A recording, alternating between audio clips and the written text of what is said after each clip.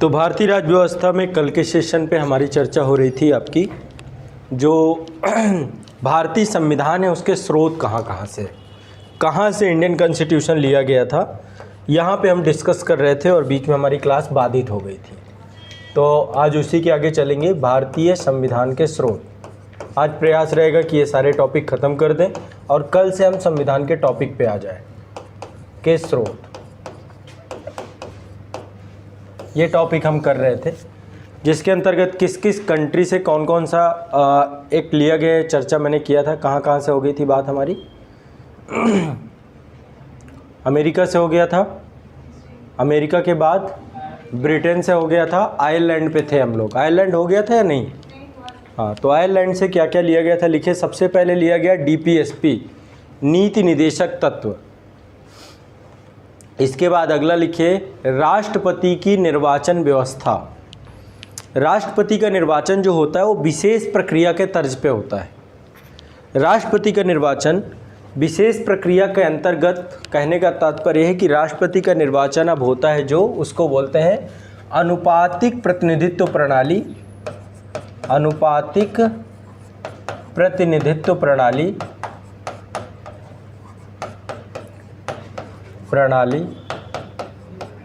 अब ये क्या है, ये जब मैं राष्ट्रपति पढ़ाऊंगा तब डिस्कस करूंगा। अनुपातिक प्रतिनिधित्व प्रणाली और एकल संक्रमणीय मत सिस्टम या मत प्रणाली। एकल संक्रमणीय मत प्रणाली या पद्धति। ये दो पद्धतियां हैं जो राष्ट्रपति के निर्वाचन में, उपराष्ट्रपति के निर्वाचन में और राज्यसभा के सदस्यों के निर्वाचन में इस पद्धति का प्रयोग किया जाता है। ये पद्धति ली गई है आयरलैंड से, ठीक है। और इसके अलावा राष्ट्रपति का निर्वाचन जनता द्वारा प्रत्यक्ष न करके भारत में अप्रत्यक्ष किया जाता है। हम इनडायरेक्टली अपने देश के प्रमुख को चुनते हैं, ठीक है। हम डायरेक्ट राष्ट्रपति के जब चुनाव होते हैं तब हम वोट डालने नहीं जाते हैं, ठीक है। तो इसको लेकर के हम डिटेल से पढ़ेंगे, जब आएगा विषय वस्तु तब मैं चर्चा करूंगा आपको, ठीक है। चलिए अगला नेक्स्ट पॉइंट लिख लीजिए, आयरलैंड से और क्या क्या लिया गया है। विधि निर्माण की प्रक्रिया। हाँ, क्या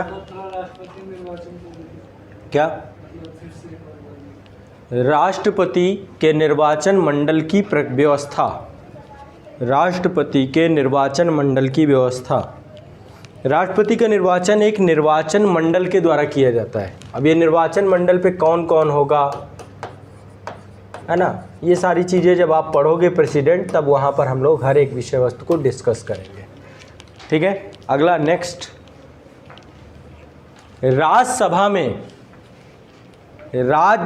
में ये जो मैंने लिखवा दिया विधि निर्माण प्रक्रिया, इसे काट कर दो, इसे हटा दो। राज्यसभा में साहित्य, विज्ञान, कला। राज्यसभा में साहित्य, विज्ञान, कला और समाज सेवा में राज्यसभा में राष्ट्रपति के द्वारा 12 सदस्यों को मनोनीत किया जाता है। अब ये जो 12 सदस्य मनोनीत किए जाते हैं, इनके आधार क्या हैं, किस आधार पे 12 सदस्य मनोनीत होते हैं, ये आयरलैंड के संविधान से लिया गया है। तो साहित्य, विज्ञान, कला और समाज सेवा, 4 आधार हैं। 4 आधारों पर 12 सदस्यों को मनोनीत किया जाता है, ठीक है। जैसे सचिन तेंदुलकर क्या हैं, किस क्षेत्र से हैं, कला, खेल एक आर्ट है, स्किल है ना। या फिर आपकी रेखा भी है शायद, मेरे ख्याल से कई सारे एक्टर, सबको प्रवेश दिया जाता है इसके माध्यम से। तो राज्यसभा में साहित्य, विज्ञान, कला, समाज सेवा में विशिष्ट योगदान वालों का मनोनयन,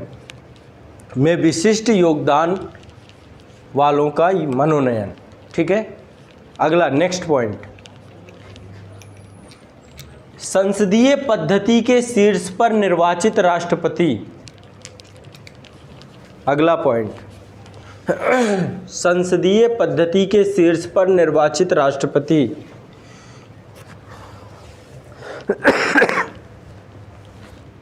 संसदीय पद्धति के शीर्ष पर निर्वाचित राष्ट्रपति।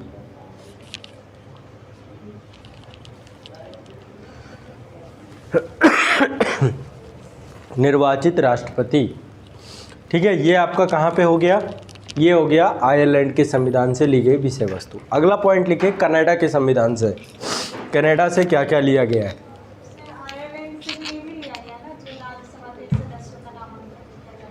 वही तो था, 12 सदस्य मनोनयन। और बाकी जो सदस्य होते हैं वो तो चुनाव होता है ना उसका, वो तो चुनाव होते हैं उनके, है ना। नेक्स्ट अगला है कनाडा। कनाडा से लिया गया है संघीय शासन व्यवस्था, फेडरल सिस्टम, संघीय शासन व्यवस्था। ठीक है,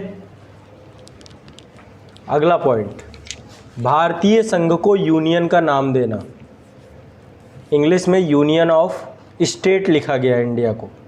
ठीक है, एक शब्द होता है फेडरेशन, दूसरा शब्द होता है यूनियन। तो भारतीय संविधान में यूनियन शब्द लिखा गया है। ठीक है, फेडरेशन शब्द नहीं यूज किया गया। तो अब उसको लेकर क्या बात है, भाग 1 जब पढ़ेंगे भारतीय संविधान का तब डिस्कस करेंगे। संघीय ढांचा, ठीक। दूसरा, भारतीय संघ को यूनियन का नाम देना। अगला पॉइंट, अवशिष्ट शक्तियां केंद्र सरकार के पास होंगी। अवशिष्ट शक्तियां केंद्र सरकार के पास होंगी। अवशिष्ट शक्तियां केंद्र सरकार की पास होंगी। अवशिष्ट शक्तियां केंद्र सरकार के पास होंगी। ठीक है, नेक्स्ट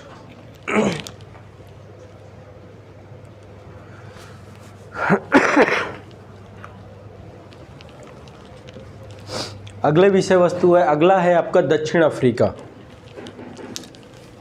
दक्षिण अफ्रीका से क्या क्या लिया गया है, संविधान संशोधन की प्रक्रिया, आर्टिकल 368, संविधान संशोधन की प्रक्रिया। आर्टिकल 368। नेक्स्ट अगला है जापान। जापान से लिया गया है विधि द्वारा स्थापित प्रक्रिया। जापान से लिया गया है विधि द्वारा स्थापित प्रक्रिया।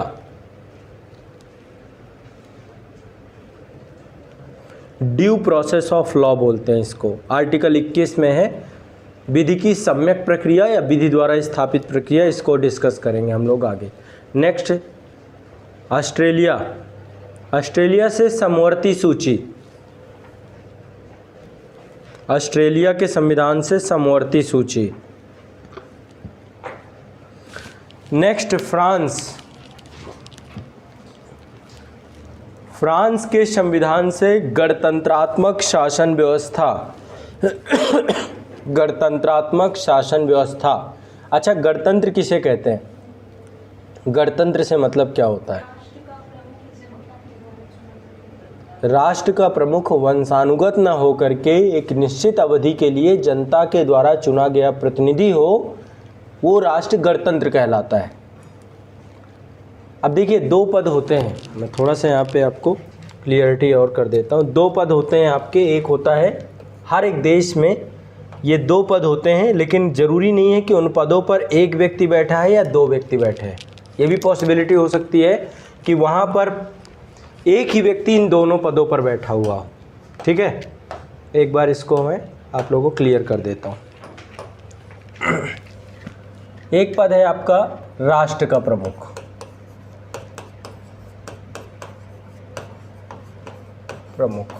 ठीक।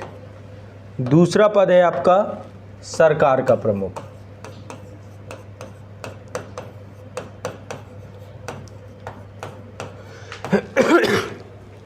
राष्ट्र का प्रमुख भारत में राष्ट्रपति होता है और सरकार का प्रमुख भारत में प्रधानमंत्री होता है। तो इसकी बात हो रही है, जो राष्ट्र का प्रमुख हो वो जनता द्वारा चुना गया प्रतिनिधि होना चाहिए। एक निश्चित कार्यकाल के बाद अपने पद से दोबारा फिर चुनने की प्रक्रिया होनी चाहिए। तो राष्ट्र का प्रमुख जनता द्वारा चुना गया प्रतिनिधि। अब अमेरिका में क्या है, अमेरिका में राष्ट्र का प्रमुख और सरकार का प्रमुख एक ही व्यक्ति है, वो है राष्ट्रपति। अमेरिका का राष्ट्रपति वो राष्ट्र का प्रमुख भी होता है, सरकार का प्रमुख भी होता है। क्यों?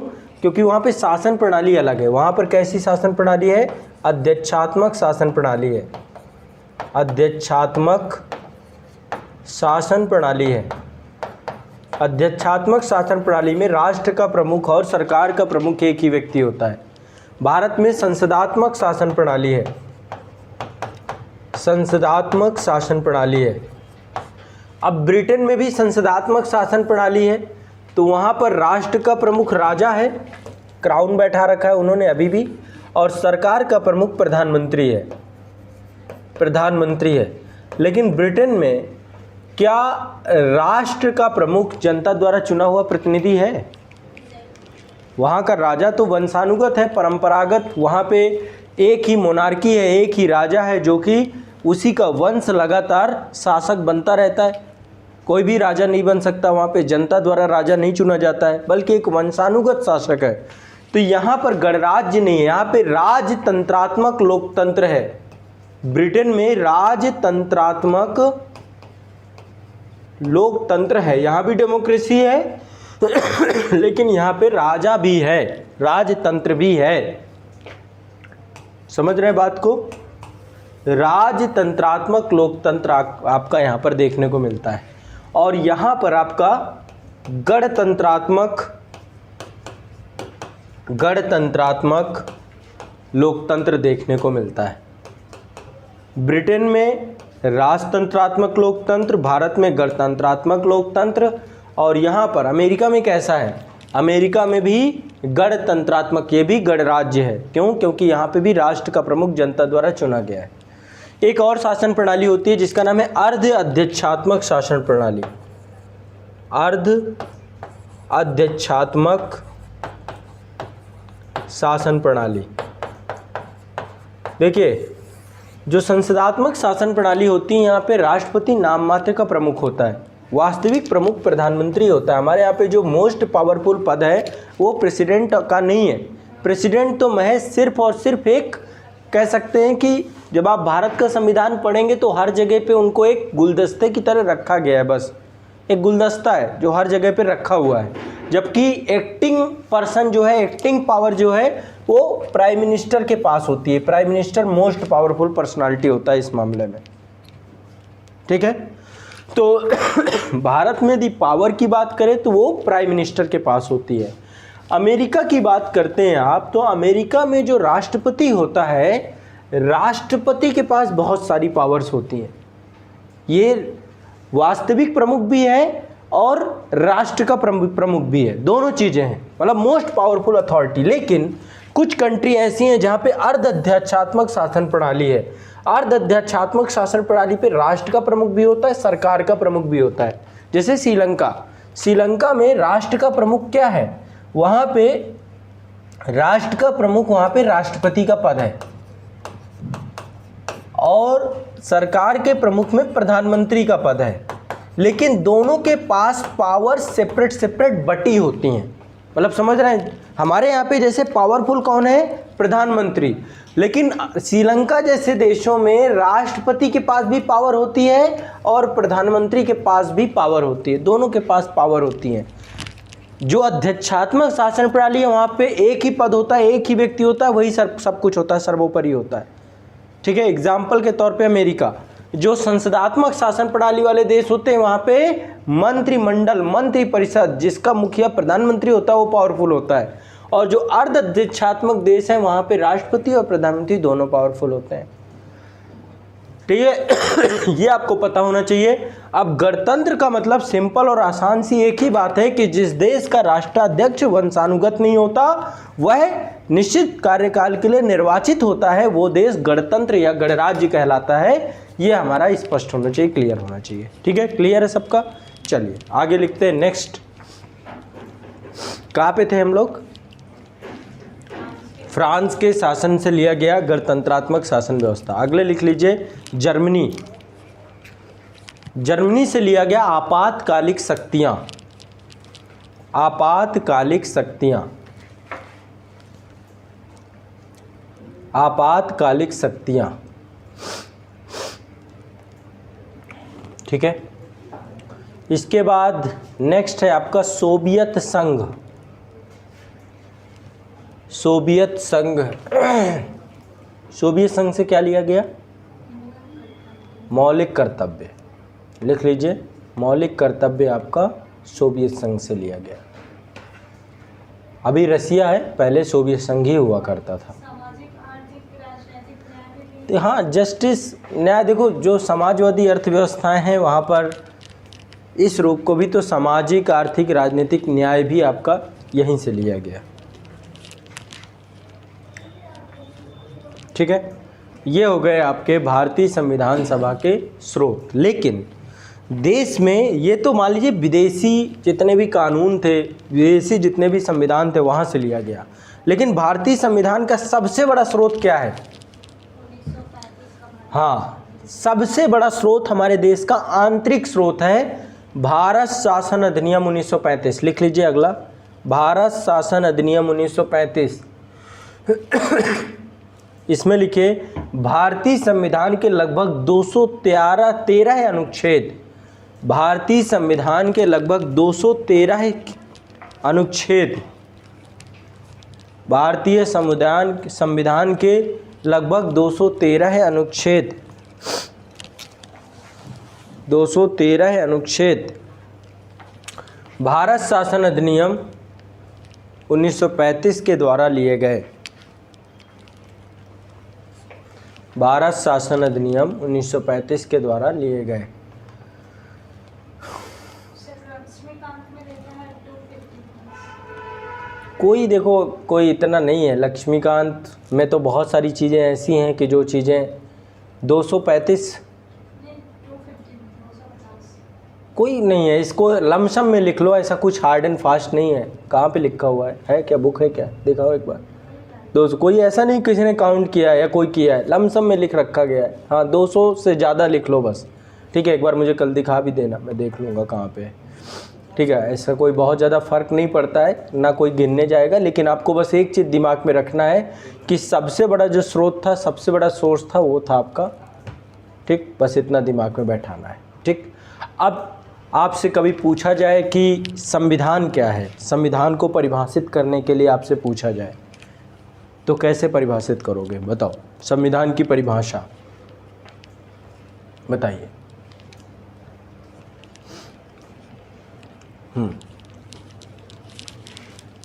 संविधान किसे कहते हैं? बहुत फंडामेंटल चीज़ें हैं, लेकिन फिर भी मैं चाहता हूँ कोई भी चीज़ छूटे ना। किसी देश को शासित करने के लिए लिखित दस्तावेज। किसी भी देश को शासित करने के लिए लिखित दस्तावेज, बिल्कुल सही बात है। और प्रयास करो, ट्राई करो।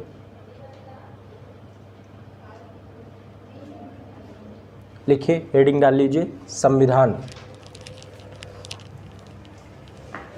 संविधान लिखिए। संविधान शब्द की उत्पत्ति संविधान शब्द की उत्पत्ति लैटिन शब्द कॉन्स्टिट्यूरे से हुई। कॉन्स्टिट्यूशन शब्द आपका है ना, कॉन्स्टिट्यूरे शब्द से हुई।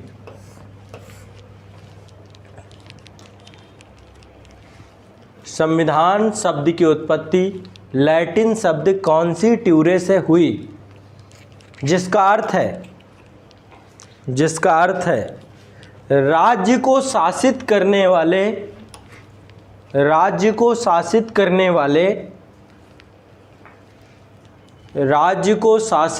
वाले सिद्धांत ही संविधान की परिधि में आते हैं।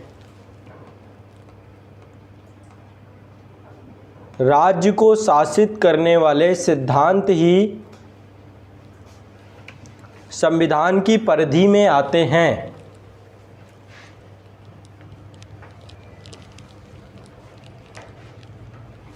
संविधान देश की सर्वोच्च विधि मानी जाती है। संविधान देश की सर्वोच्च विधि मानी जाती है। इसके ऊपर ना तो कोई शक्ति होती है और ना ही कोई सत्ता। संविधान देश की सर्वोच्च विधि मानी जाती है। इसके ऊपर ना तो कोई शक्ति होती है और ना कोई सत्ता। सरकार संविधान से ही अपनी शक्तियां प्राप्त करती है।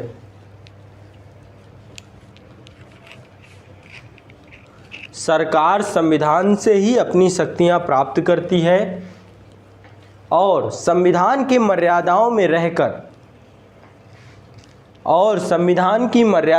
रहकर अपने कर्तव्यों और दायित्वों का निर्वहन करती है। अपने कर्तव्यों एवं दायित्वों का निर्वहन करती है। अपने कर्तव्यों और दायित्वों का निर्वहन करती है। अर्थात संविधान किसी देश का वह मौलिक दस्तावेज है।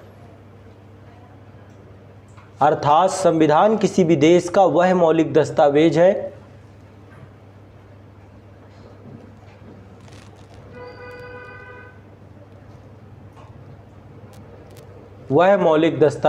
जो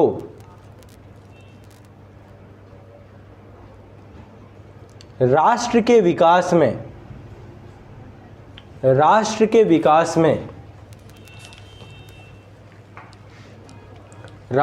विकास में बनाई गई विधियों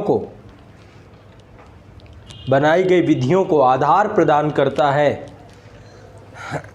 आधार प्रदान करता है।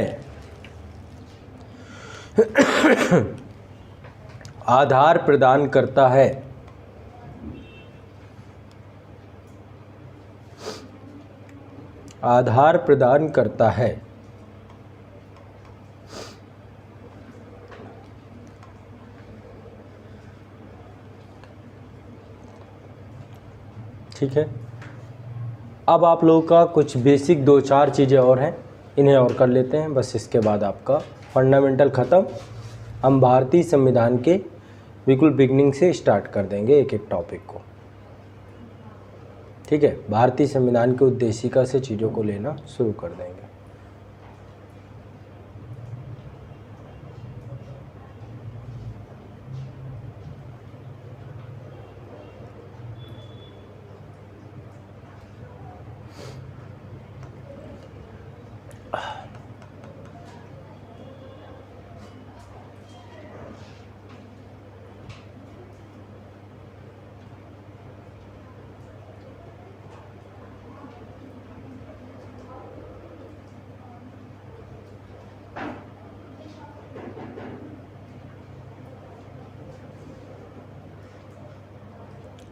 हेडिंग डालिए भारतीय संविधान की विशेषताएं।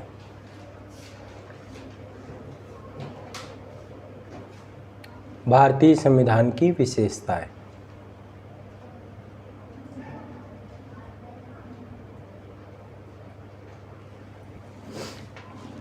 सबसे पहली विशेषता है विश्व का सबसे बृहत्तम संविधान। विश्व का सबसे बृहत्तम संविधान।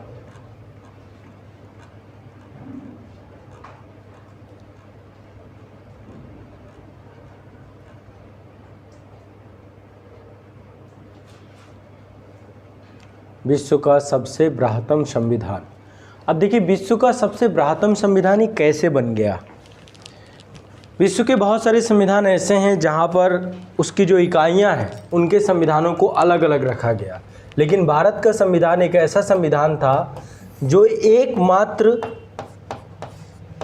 एकमात्र शक्ति का स्रोत बना पूरे राष्ट्र के लिए। एकमात्र शक्ति का स्रोत,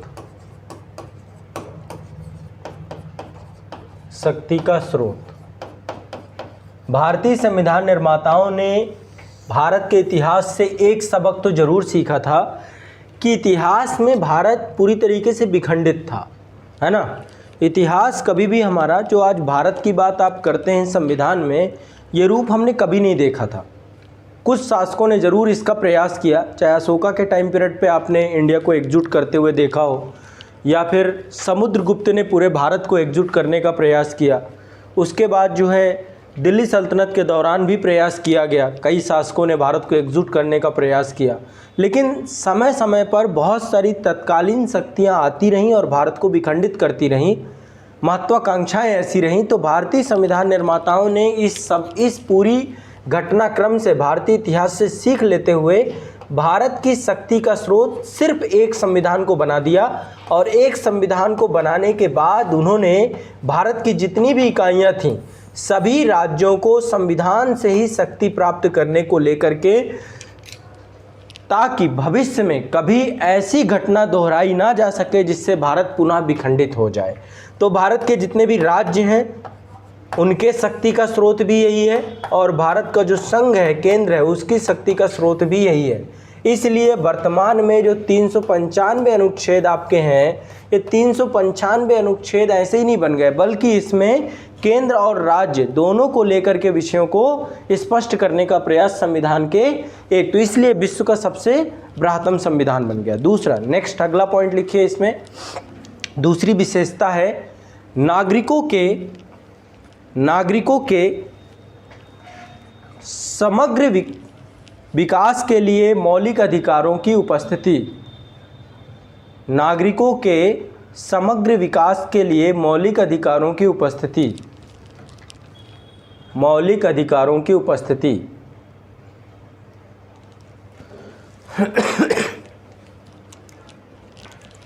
ठीक है, मौलिक अधिकार कैसे अधिकार होते हैं, बताइए। मौलिक अधिकार को कैसे परिभाषित करोगे आप?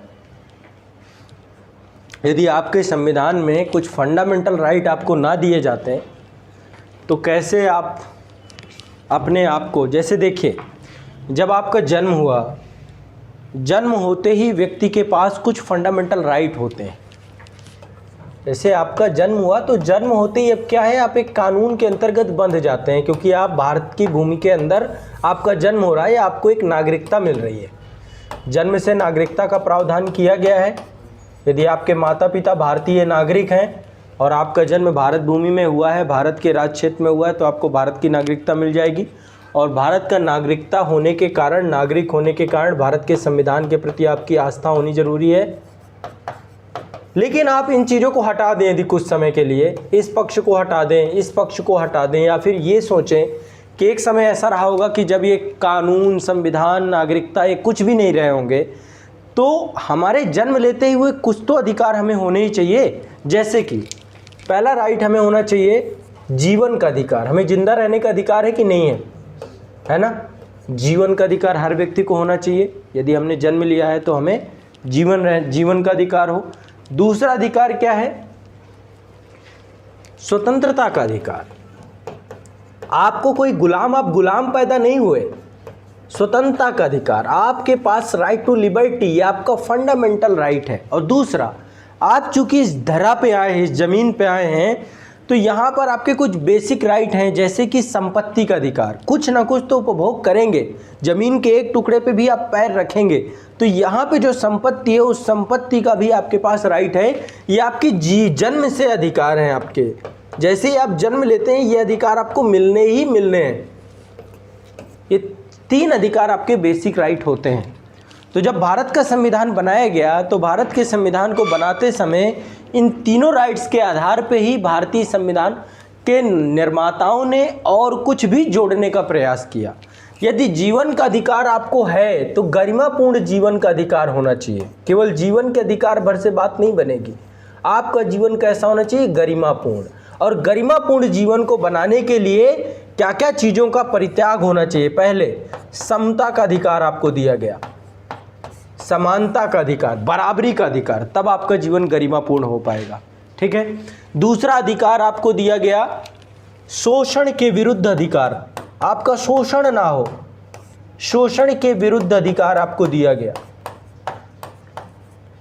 और जब शोषण के विरुद्ध अधिकार दिया गया तो आपका जीवन गरिमापूर्ण भी रहा और बराबरी का जीवन भी आपका बनना प्रारंभ हुआ। स्वतंत्रता के अधिकार के अंतर्गत भी भारतीय संविधान निर्माताओं ने इसको सोचा और सोच करके इसमें कई अधिकारों को जोड़ना शुरू किया। पहले तो आपको फंडामेंटल स्वतंत्रता का अधिकार दिया ही उन्होंने।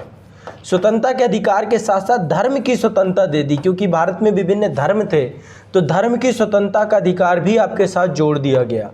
और इसके बाद आप चूंकि यहाँ पर हो सकता है कि आपकी संख्या कम हो, आप अल्पसंख्यक दर्जे पे हो, आप बहुसंख्यक दर्जे पे हो, तो आपको शिक्षा और संस्कृति अपने कल्चर को लेकर के भी आपको एक अधिकार दे दिया गया।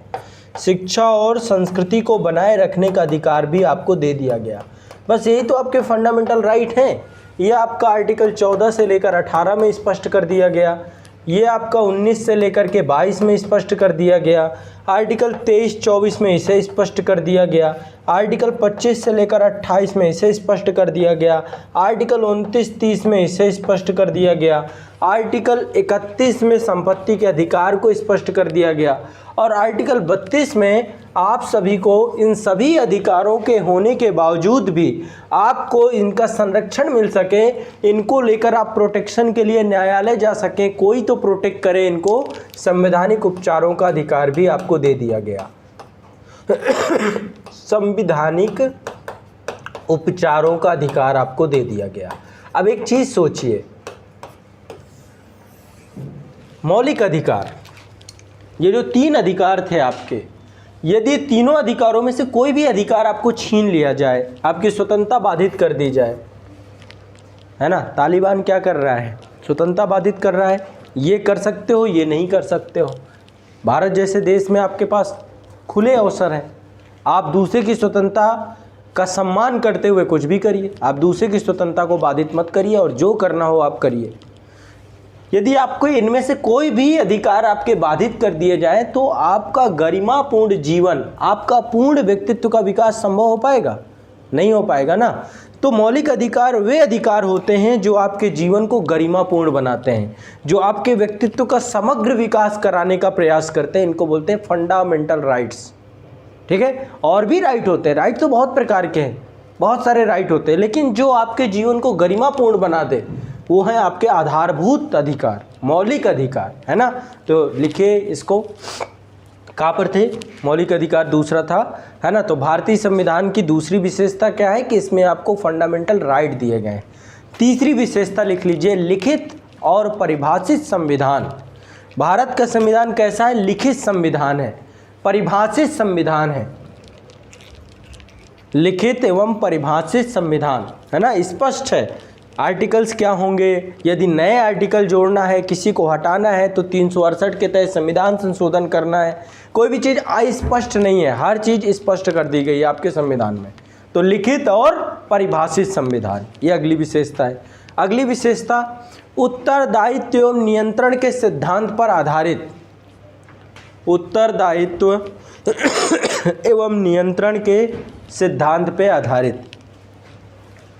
ठीक है, हमारे यहाँ पे चेक एंड बैलेंस की थ्योरी ली गई है। जो पूरे थ्योरी है आपकी वो उत्तरदायित्व और नियंत्रण के सिद्धांत पे काम करती है। उत्तरदायित्व एवं नियंत्रण के सिद्धांत पे काम करती है। आपका कुछ उत्तरदायित्व है और आपको कुछ विभिन्न विषयों के साथ आपको नियंत्रित भी किया जाएगा। उत्तरदायित्व और नियंत्रण किस तरीके से? आपकी यहाँ की जो विधायिका है, कार्यपालिका है, सभी के काम स्पष्ट कर दिए गए हैं, लेकिन सभी को अलग अलग नहीं रखा गया, सभी को एक दूसरे के साथ जोड़ के रख दिया गया।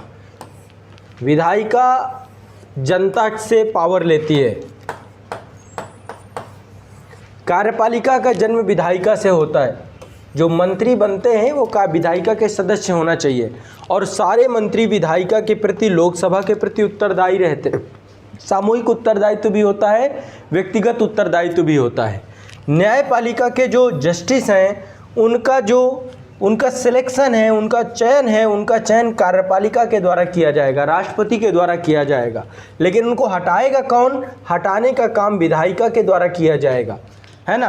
तो इस तरीके से हमारे यहाँ पे एक दूसरी बॉडी को एक दूसरे के साथ इंटीग्रेटेड कर दिया गया है, ताकि कोई भी संस्था कभी भी निरंकुश ना हो सके। चेक एंड बैलेंस के साथ एक दूसरे के साथ जोड़ दिया गया है। ठीक है, तो इसे बोलते हैं उत्तरदायित्व और नियंत्रण का सिद्धांत। ठीक, इसके बाद अगली विशेषता क्या है? अगली विशेषता लिखे, विभिन्न सेवाओं की भर्ती के लिए संघ लोक सेवा आयोग एवं राज्य लोक सेवा आयोगों की स्थापना।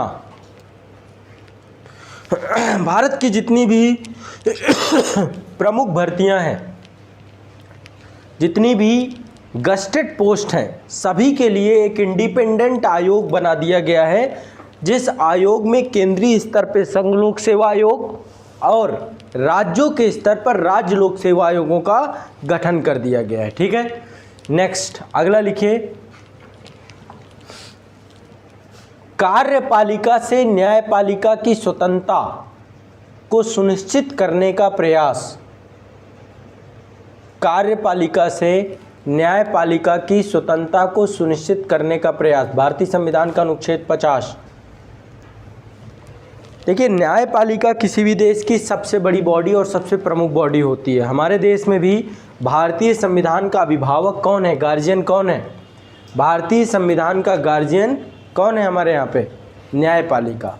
भारतीय संविधान कैसा होगा, भारतीय संविधान की प्रकृति क्या होगी, भारतीय संविधान का स्वरूप कौन कैसा होगा, ये कौन निर्धारित करेगा? न्यायपालिका। न्यायपालिका का काम है कि वो परिभाषित करे, और यदि संविधान का उल्लंघन हो तो उस उल्लंघन की दशा में संविधान को प्रोटेक्ट करे, उसे संरक्षित करे। ये काम होता है न्यायपालिका का। ठीक है, और हमारे यहाँ पे बाखूबी न्यायपालिका के द्वारा ये काम किया जाता है। सुप्रीम कोर्ट, हाई कोर्ट या जितनी भी न्यायालय है, सुप्रीम कोर्ट इसके लिए सबसे ज़्यादा प्रभावी भूमिका रखता है। उसके पास इतनी पावर दी गई हैं, चाहे वो जुडिशियल रिव्यू की पावर हो। कभी भी विधायिका को संविधान का संशोधन करने का राइट जरूर दिया गया है, लेकिन संविधान के संशोधन करने के राइट के साथ ही न्यायपालिका को स्पेशल पावर दी गई हैं, विशेष शक्तियाँ दी गई हैं। न्यायपालिका को विशेष शक्तियाँ दी गई हैं बहुत सारी, और ये विशेष शक्तियाँ जो हैं ये कहीं ना कहीं पे विधायिका के ऊपर भारी पड़ती हैं। यानी विधायिका के द्वारा जो कानून पारित किए जाते हैं, यदि न्यायिक पुनरीक्षण में संविधान सम्मत वो नहीं मिले तो न्यायपालिका उनको असंवैधानिक भी घोषित कर सकती है। जैसे कि एक कानून पारित हुआ था अभी आपका NJSC, न्यायिक नियुक्ति आयोग बनाया गया था। अभी क्या होता है, जो न्यायाधीश हैं, न्यायाधीशों की नियुक्ति कोलेजियम प्रणाली के थ्रू होती है। कोलेजियम प्रणाली के थ्रू होती है। अभी जैसे भारत में न्यायाधीशों की नियुक्ति की जानी है, तो न्यायाधीशों की नियुक्ति की जाने का सबसे बेहतर तरीका होता है कोलेजियम। ठीक है, कोलेजियम में 5 मेंबर होते हैं और ये 5 मेंबर सुप्रीम कोर्ट के होते हैं। ठीक है, चीफ जस्टिस होते हैं आपके, और चीफ जस्टिस के साथ साथ 4 अन्य न्यायाधीश होते हैं। यानी कि सुप्रीम कोर्ट के न्यायाधीशों की नियुक्ति करनी है तो ये 5 लोग एक बंद कमरे में जो योग्यता प्राप्त व्यक्ति हैं उनको लेकर के एक डिस्कशन करते हैं, और डिस्कशन करने के बाद राष्ट्रपति को एक लिस्ट बना के भेज देते हैं कि इन लोगों को हमने रिकमेंड किया है, इनमें से किसी को आप सुप्रीम कोर्ट का जस्टिस नियुक्त कर सकते हो।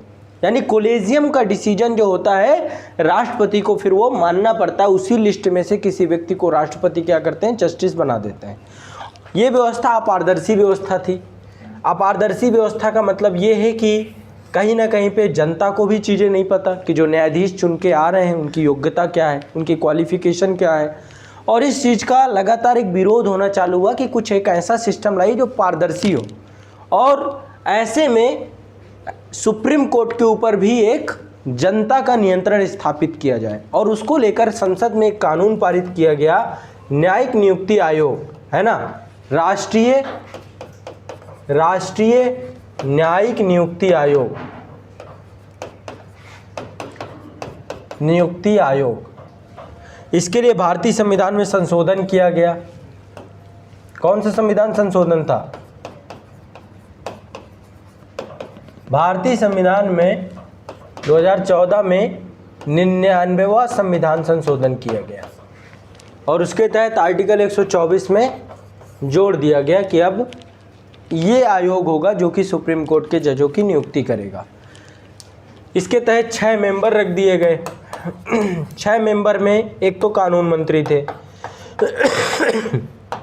भारत के कानून मंत्री। कानून मंत्री किसके सदस्य हैं? कार्यपालिका के।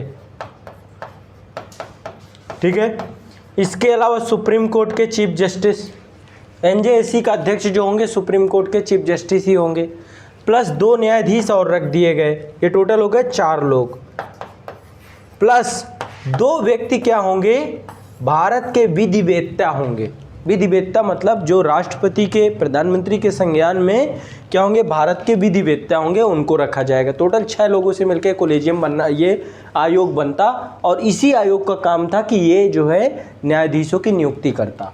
लेकिन जस्टिस लोढ़ा थे उस समय, जब उनके पास ये जब विधायिका से कानून पारित हुआ और सुप्रीम कोर्ट के दरवाजे में पहुंचा, इसको चैलेंज किया गया, तो सुप्रीम कोर्ट ने इसे असंवैधानिक घोषित कर दिया। क्यों?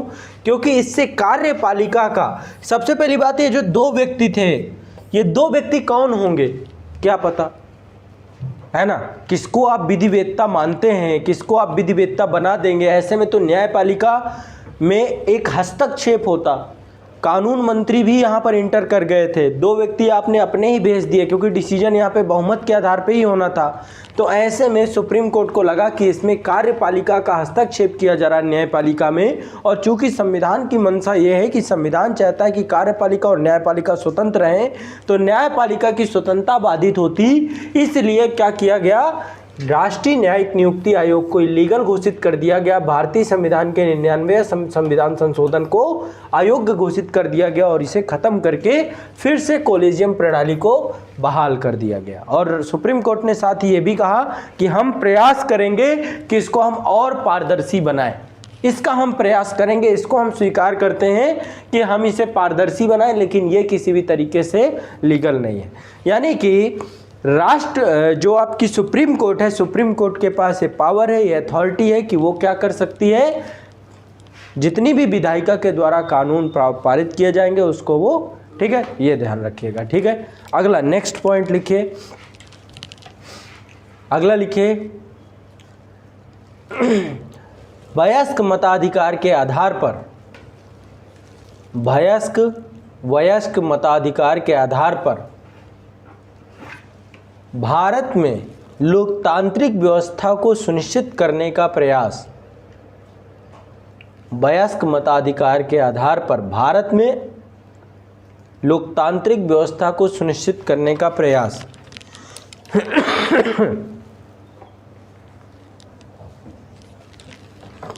ठीक है। इसके बाद एक नेक्स्ट आगे लिखिए, कठोर एवं लचीला संविधान, कठोर एवं लचीला संविधान। कठोर या लचीला का मतलब ये है कि भारतीय संविधान में कई ऐसे बिंदु हैं जिन विषयों का बहुत आसानी से हम संशोधन कर सकते हैं, लेकिन भारतीय संविधान में कई ऐसे विषय भी हैं जिनका संशोधन करना बहुत कठिन है ना। तो यहाँ पर कई विषयों के लिए बहुत आसान प्रक्रिया दे दी गई है, जैसे कि 2 राज्यों को बनाना हो, 2 राज्यों का विभाजन करना हो, उनका नाम परिवर्तन साधारण बहुमत के द्वारा प्रक्रिया हो जाएगी। लेकिन कुछ, जैसे जीएसटी था, आपका जीएसटी एक टैक्स था, तो कुछ ऐसे मामले हैं जिन मामलों में आपको राज्यों से, आधे से, संसद से तो आपको पारित कराना ही पड़ेगा, लेकिन साथ ही राज्यों से भी आपको क्या करना पड़ेगा, सहमति लेना पड़ेगा। तो कई मामलों में हमारा संविधान बहुत लचीला है, कई मामलों में हमारा संविधान बहुत कठोर है संविधान संशोधन करने को लेकर के। ठीक है, अगला नेक्स्ट, अगला पॉइंट लिखिए, अगला पॉइंट लिखिए, भारत का संविधान हिंदी को भारत की राजभाषा घोषित करता है। ध्यान रखिएगा, भारत की कोई भी राष्ट्रभाषा नहीं है, हिंदी भारत की राष्ट्रभाषा ना होकर के क्या है, राजभाषा, ऑफिशियल लैंग्वेज, कामकाज की भाषा। ठीक है, भारत का संविधान हिंदी को भारत की राजभाषा घोषित करता है तथा भारत को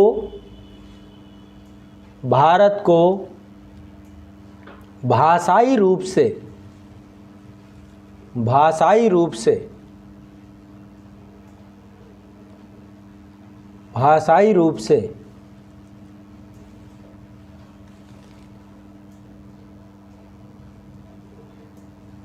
हिंदी को प्रोत्साहित करने का प्रयास करता है, हिंदी को प्रोत्साहित करने का प्रयास करता है। ठीक है, अगला पॉइंट, भारत का संविधान, भारत के प्राचीन इतिहास में भारत का संविधान भारत के प्राचीन इतिहास में व्याप्त रूढ़ियों का उन्मूलन करने का प्रयास करता है। भारत का संविधान प्राचीन इतिहास में व्याप्त रूढ़ियों के उन्मूलन करने का प्रयास करता है। रूढ़ियों के उन्मूलन करने का प्रयास करता है। ठीक है, तो ऐसी बहुत सारी विशेषताएं लिखते जाएंगे तो काफ़ी लंबी लिस्ट हो जाएगी, है ना, इसलिए हमें अब यहीं तक इसको रखेंगे। अब चलिए, अब हम लोग लगभग हमारे सारे पॉइंट हो गए। भारतीय संविधान की बेसिक जो फंडामेंटल चीज़ें थीं लगभग सारी हमने देख ली। संविधान सभा के बारे में डिस्कस हो गया था। इसके बाद मैंने बताया था कैबिनेट मिशन योजना भी मैंने आप लोग को डिस्कस कर दी थी। कुछ पॉइंट और आप लोगों को हों तो बताइए, कुछ पॉइंट और आप लोगों के मन में हो कि भाई ये चीज़ें और डिस्कस करनी चाहिए, नहीं तो मैं आगे बढ़ूं। हमने सारी चीज़ें डिस्कस कर ली थी लगभग, है ना। अब नेक्स्ट हेडिंग लिखिए, भारतीय संविधान की प्रस्तावना उद्देशिका, सेपरेट एक उसमें आ जाइए। और सबसे पहला काम रहेगा आप लोगों को भारत की संविधान की उद्देशिका को याद करना है। ठीक है, भारत की संविधान की उद्देशिका को याद करना है। कल मैं आप लोगों से पूरी ये उद्देशिका सुनूंगा। भारत के संविधान की उद्देशिका आपसे सुनूंगा। ठीक है,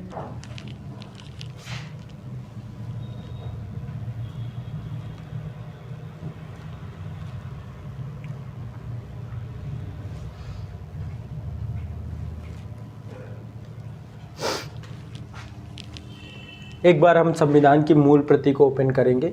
ये हमारे इंडियन कॉन्स्टिट्यूशन की मूल प्रति। आप लोगों के पास यदि ना हो तो इसको मैं वैसे आपके पास बेयर एक्ट है ना, सबके पास है ना, बेयर एक्ट ओपन कर लीजिए। ये बेयर एक्ट है, इसकी सॉफ्ट कॉपी मैं आज़ाद इस एकेडमी के टेलीग्राम चैनल पे डाल दूंगा।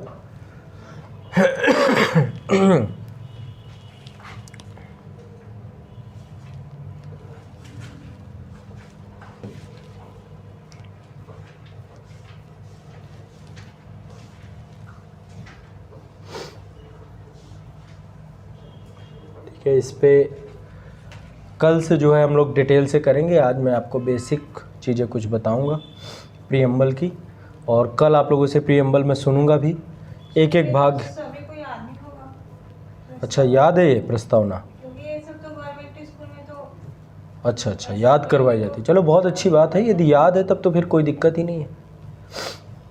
यदि याद है सबको तो बहुत अच्छी बात है। ये आपके इंटरव्यू में पूछा भी जाता है, प्रीएम्बल सबसे पहले पूछते हैं।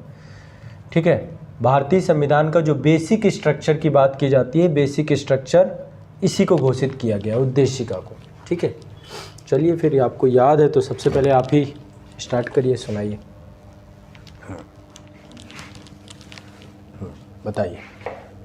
हम भारत के लोग भारत को एक संपूर्ण प्रभुत्व संपन्न समाजवादी पंथनिरपेक्ष लोकतंत्रात्मक गणराज्य बनाने के लिए तथा उसके समस्त नागरिकों को सामाजिक, आर्थिक, राजनैतिक न्याय, विचार, अभिव्यक्ति, विश्वास, धर्म, उपासना की स्वतंत्रता, प्रतिष्ठा और अवसर की समता प्राप्त कराने के लिए तथा उन सब में व्यक्ति की गरिमा और राष्ट्र की एकता और अखंडता सुनिश्चित कराने वाली बंधुता बढ़ाने के लिए दृढ़ संकल्पित होकर अपने इस संविधान सभा में आज तारीख 26 नवंबर 1949 ईस्वी को एकत्र द्वारा इस संविधान को अंगीकृत, अधिनियमित और आत्मार्पित करते। चलिए, बहुत बढ़िया, वेरी गुड। पॉसिबल नहीं है ना। ऑनलाइन में जितने भी बच्चे हैं आप लोगों से कल वॉइस रिकॉर्ड करवाऊंगा। ठीक है, साथ में ही, और साथ में आप लोग इसको एक बार, आज का मैं टाइम आप लोगों को देता हूं क्योंकि मुझे पता है आप में से बहुत कम ही लोग होंगे। कितने लोगों को प्रस्तावना याद है, जितने लोग यहाँ पे हैं मेरे साथ लाइव में? प्रियम्बल किसी को याद हो तो अभी बताएं, आप लोगों से भी सुन ली जाए।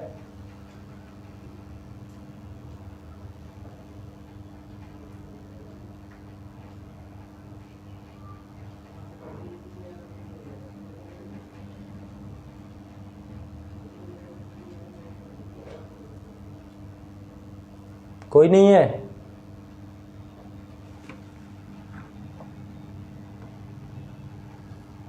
चलो कोई नहीं, आज भर का टाइम देता हूँ मैं। अच्छा ये कौन है? अजय अनुज कुमार जी, आपको याद है?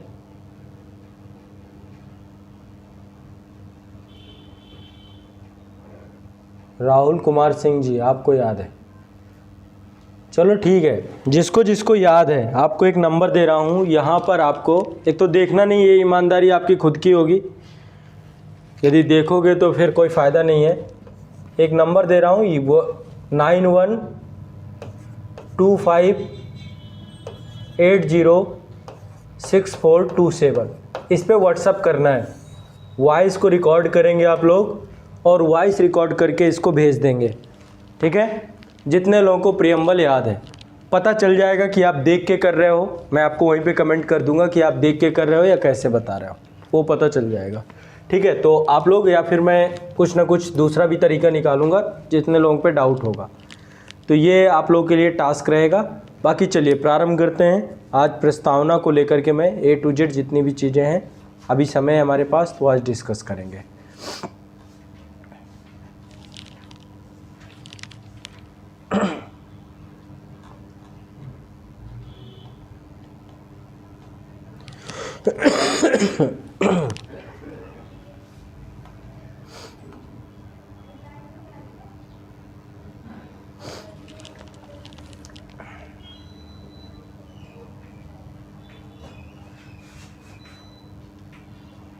ठीक, सबसे पहले लिख लेते हैं भारतीय संविधान की उद्देशिका। सब लोग एक फ्रेश पेज लीजिएगा, फ्रेश पेज पे ही लिखिएगा इसको। जिस तरीके से लिखी हुई है वैसे ही लिखेंगे, मतलब कि एक सिंगल पेज पे हेडिंग डाल लीजिए।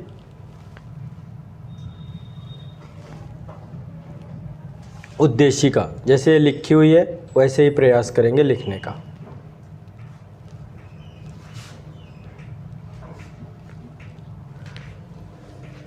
ठीक है, और फिर इसको याद करने का प्रयास करेंगे। एक लाइन में आपको लिखना है, हम भारत के लोग।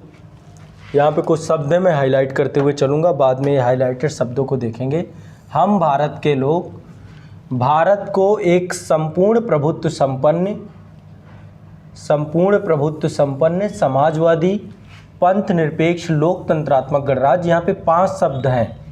पहला है संपूर्ण प्रभुत्व संपन्न, दूसरा है समाजवादी, तीसरा है पंथ निरपेक्ष, चौथा है लोकतंत्रात्मक और पांचवा है गणराज्य। इन पांचों को हमें क्रम से याद रखना है। क्रम क्या है इनका? सबसे पहले संपूर्ण प्रभुत्व संपन्न यानी सॉवरेन, फिर है सोशलिस्ट, फिर है सेकुलर, है ना? संपूर्ण प्रभुत्व संपन्न, समाजवादी, पंथ निरपेक्ष, लोकतंत्रात्मक, गणराज्य। ये पांचों शब्द आपको क्रम से याद होने चाहिए। सीक्वेंस बाय सीक्वेंस पूछता है। बनाने के लिए तथा उसके समस्त नागरिकों में 3 तरीके का न्याय है: सामाजिक, आर्थिक, राजनीतिक। 3 तरीके का न्याय है। इसके बाद 5 प्रकार की स्वतंत्रता की बात करता है। 3 तरीके का न्याय, 5 प्रकार की स्वतंत्रता। पहली प्रकार की स्वतंत्रता है विचार की स्वतंत्रता, दूसरा है अभिव्यक्ति की स्वतंत्रता, तीसरा है विश्वास की स्वतंत्रता, चौथा है धर्म की स्वतंत्रता और पांचवा है उपासना की स्वतंत्रता। 5 प्रकार की स्वतंत्रता की बात करता है। विचार, अभिव्यक्ति, विश्वास, धर्म और उपासना। 3 प्रकार का न्याय है। 3 प्रकार का न्याय, 5 प्रकार की स्वतंत्रता, 2 प्रकार की समता, प्रतिष्ठा और अवसर की समता। 2 प्रकार की समता की बात करता है। देखिए, भारत के संविधान को यदि हमें समझना है तो हम भारत के संविधान को बहुत आसानी से भारत की प्रस्तावना के माध्यम से समझ सकते हैं। ठीक है, पूरे संविधान को कि संविधान निर्माताओं की सोच क्या थी, उनका नज़रिया क्या था, वो क्या चाहते थे, वो कैसा भारत बनाना चाहते थे, भारत के नागरिकों को क्या देना चाहते थे, इन चंद शब्दों में सब कुछ लिखा हुआ है। इससे हमें पता चल जाएगा कि हमारे देश के संविधान निर्माता हम लोगों को लेकर के क्या समझ रखते थे, वो कैसा भारत चाहते थे। तो इस चीज़ को लेकर के भी हम एक व्यापक डिस्कशन करेंगे, ठीक है।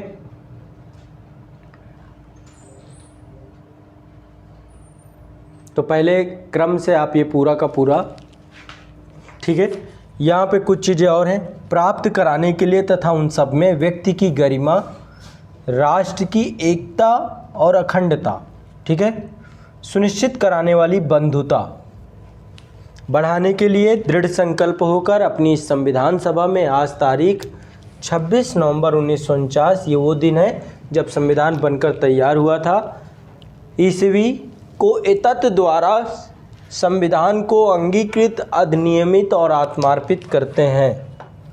अंगीकृत, अधिनियमित और आत्मार्पित करते हैं, स्वीकार करते हैं। तो सबसे पहली चीज़, भारत का संविधान भारत के लोगों के द्वारा स्वीकार किया हुआ संविधान है। एक ऐसा संविधान है जो हमारे देश के नागरिकों ने स्वीकार किया है।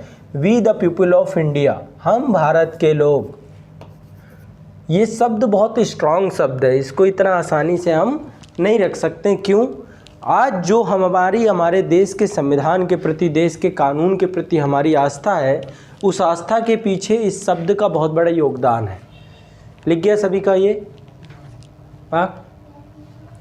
इसको लिखना भी है, इसको याद भी करना है, बिल्कुल टंग में होना चाहिए आपके। हम भारत के लोग भारत को एक संपूर्ण प्रभुत्व संपन्न, समाजवादी, पंथ निरपेक्ष, लोकतंत्रात्मक गणराज्य बनाने के लिए तथा उसके समस्त नागरिकों को सामाजिक, आर्थिक, राजनीतिक न्याय, विचार, अभिव्यक्ति, विश्वास, धर्म और उपासना की स्वतंत्रता, प्रतिष्ठा और अवसर की समता प्राप्त कराने के लिए तथा उन सब में व्यक्ति की गरिमा, एकता और अखंडता को बढ़ाने के लिए सुनिश्चित कराने वाली बंधुता को बढ़ाने के लिए दृढ़ संकल्पित होकर आज इस संविधान सभा में 26 नवंबर 1949 को एतद द्वारा इस संविधान को अंगीकृत, अधिनियमित और आत्मार्पित करते हैं, ठीक है। तो ये आपको आपके टंग में होनी चाहिए और इसके याद होने का उद्देश्य बहुत सारे हैं। इससे आपको काफ़ी जगह पे मदद मिलेगी और भारतीय संविधान को हम भारत की उद्देशिका से समझेंगे। तो देखिए, उद्देशिका का मतलब ये है कि संविधान का क्या उद्देश्य है, भारत के संविधान का क्या उद्देश्य है, अल्टीमेट उसका गोल क्या है, वो क्या चाहता है अपने नागरिकों के लिए, अपने नागरिकों को क्या देना चाहता है, अपने राष्ट्र को क्या देना चाहता है। तो हमारा राष्ट्र है वो है भारत। हमारा राष्ट्र क्या है? भारत। सबसे पहले हम भारत के लोग अपने देश को कैसा बनाना चाहते हैं?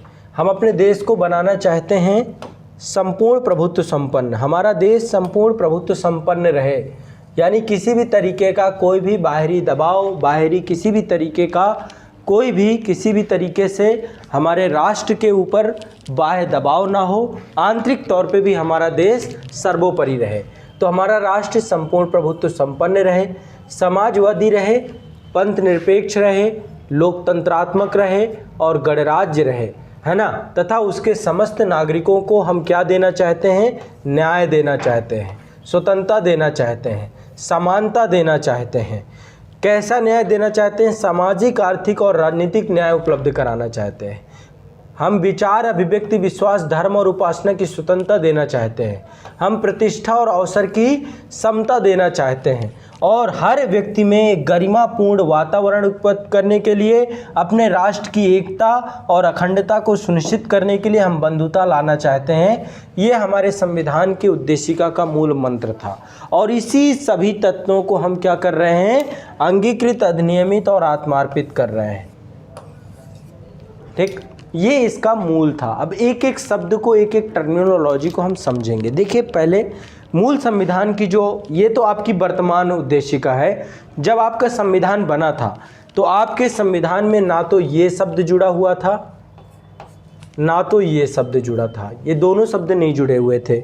एक शब्द आपका और नहीं जुड़ा हुआ था, राष्ट्र की एकता और अखंडता। ये शब्द भी नहीं जुड़ा हुआ था। आपकी पहले की उद्देशिका ऐसे थी, हम भारत के लोग भारत को संपूर्ण प्रभुत्व संपन्न लोकतंत्रात्मक गणराज्य बनाने के लिए तथा उसके समस्त नागरिकों को सामाजिक, आर्थिक, राजनीतिक न्याय, विचार अभिव्यक्ति, विश्वास, धर्म और उपासना की स्वतंत्रता, प्रतिष्ठा, अवसर की समता प्राप्त कराने के लिए, उन सब में व्यक्ति की गरिमा सुनिश्चित कराने वाली बंधुता बढ़ाने के लिए, पहले ये शब्द थे। लेकिन भारत के संविधान में 3 शब्दों को जोड़ा गया। कब जोड़ा गया? संविधान संशोधन के मामले में, और इसको लेकर एक व्यापक डिबेट भी हुई कि इन 3 शब्दों को जोड़ा जाना चाहिए, नहीं जोड़ा जाना चाहिए। अब आप लोगों को ये करना है, मैं आप लोगों को लिंक शेयर करूंगा 2 केसेस की। पहला केस है बेरूवादी केस, बेरूवाड़ी केस। देखा है आप लोगों ने, मेरा एक वीडियो पढ़ा होगा आज़ाद IAS एकेडमी में, बेरूवाड़ी केस 1960 में आया था। ये एक जगह है बेरूवाड़ी, है ना, जो कि पाकिस्तान को दी गई थी, भारत ने दिया था, ठीक है। और एक केस है आपका शंकरी प्रसाद का। बाकी के केसेस मैं आपको भी बताऊंगा सारे के सारे। ये 2 सुप्रीम कोर्ट के माइलस्टोन केस हैं जो कि प्रस्तावना से जुड़े हुए हैं। बेरूवाड़ी केस सबसे ज़्यादा प्रस्तावना प्रभावित है इससे। ये 1951 में आया था, 1951 में। पहला संविधान संशोधन शंकरी प्रसाद केस के कारण ही हुआ था। पहला संविधान संशोधन को लेकर के शंकरी प्रसाद केस फिर सुप्रीम कोर्ट में आया था। ये दोनों की लिंक मैं आपको उपलब्ध करा दूंगा। देखा है आप लोगों ने कि नहीं देखा? ये देखा है दोनों केसेस के बारे में? जिसने नहीं देखा, मैं आपको लिंक आपके ग्रुप में आ जाएगी।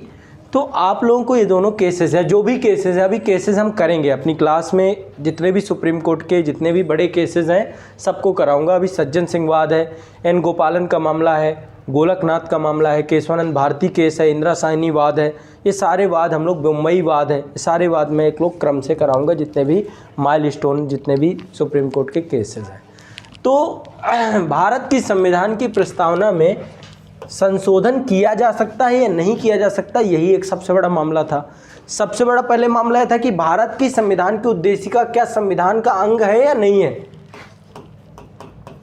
संविधान का अंग है या नहीं है प्रस्तावना? एक ये क्वेश्चन था सबसे बड़ा, कि संविधान की प्रस्तावना को अंग मानना चाहिए या नहीं मानना चाहिए। और यदि संविधान की प्रस्तावना संविधान का अंग है तो क्या इसमें संसद संशोधन कर सकती है कि नहीं कर सकती? संशोधन कर सकती है, नहीं कर सकती। ऐसे कई विषय थे जो अपरिभाषित थे और जिसको सुप्रीम कोर्ट ने परिभाषित किया विभिन्न केसेस के माध्यम से। तो ये भी चीज़ें मैं आपकी डिस्कस करूंगा, ठीक है। इसको लेकर के भी हमारे प्रॉपर डिस्कशन होंगे। तो भारत की संविधान में संविधान संशोधन किया गया। कब किया गया? 42वां संविधान संशोधन किया गया। जब देश में आपातकाल लगा हुआ था, इंदिरा गांधी सरकार थी, तो उस दौरान जो है संशोधन हुआ, 42वां संविधान संशोधन। और इसमें 3 शब्द जोड़े गए। 3 शब्द में एक शब्द था आपका समाजवादी, दूसरा शब्द था आपका पंथ निरपेक्ष, तीसरा शब्द था राष्ट्र की एकता और अखंडता। ये 3 शब्द भारत की संविधान की प्रस्तावना में जोड़े गए, ठीक है। तो आप कुछ चीज़ें पहले लिख लीजिए, फिर बाकी चीज़ें मैं आपको सारी क्रम से समझाऊंगा। लिखिए, 42वें संविधान संशोधन के द्वारा 42वें संविधान संशोधन के द्वारा 42वें संविधान संशोधन के द्वारा प्रस्तावना के या उद्देशिका के पहले पैरा में, उद्देशिका के पहले पैरा में 2 शब्द, उद्देशिका के पहले पैरा में 2 शब्द समाजवादी और पंथ निरपेक्ष, समाजवादी और पंथ निरपेक्ष। वह छठे पैरा में अखंडता शब्द को जोड़ा गया। छठे पैरा में अखंडता शब्द को जोड़ा गया, अखंडता शब्द को जोड़ा गया, अखंडता शब्द को स्थापित किया गया, अखंडता शब्द को स्थापित किया गया।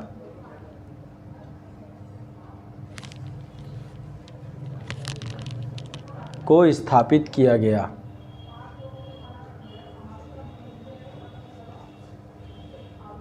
भारतीय संविधान संशोधन,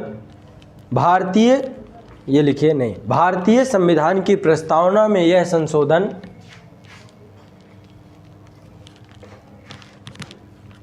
यह संशोधन